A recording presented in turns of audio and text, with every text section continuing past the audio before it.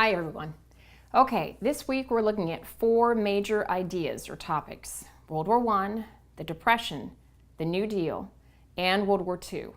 So you've got a lot of content this week. You've got more this week than you had last week. And I'm not trying to do that to be mean. It's just the way that this time period unfolds in American history.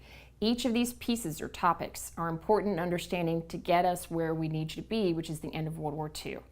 So I want to talk to you about some big ideas and things to think about as you're moving through the content and kind of help you make sense of all this material.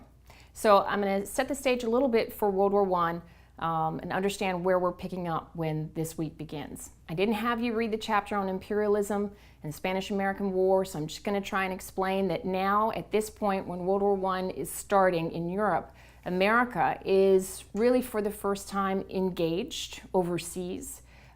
We have a trade network, we have territory, we've become an imperialist nation, and we have a stronger navy. So we're connected and we're invested in what's happening elsewhere in the world.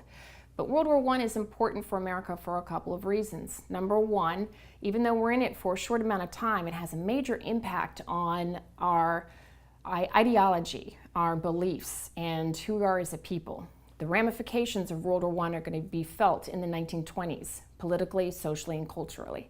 So there's a direct connection there.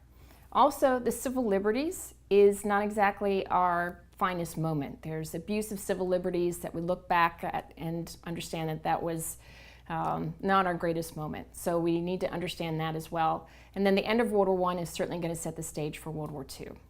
Now, as we look at the politics and the beliefs of the 1920s, that's going to set the stage for the Depression and the crash, which in turn leads us to the New Deal.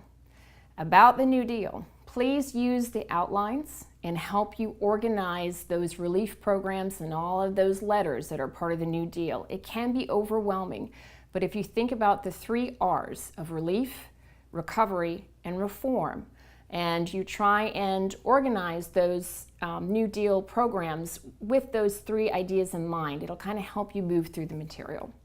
And then lastly, World War II is very well known. Some of this may be review for you or at least be familiar.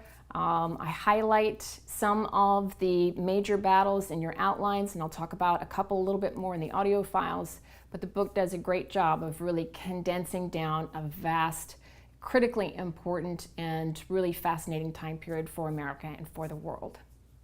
All right, that's it. Please let me know if you have any questions. Send me an email. Thanks.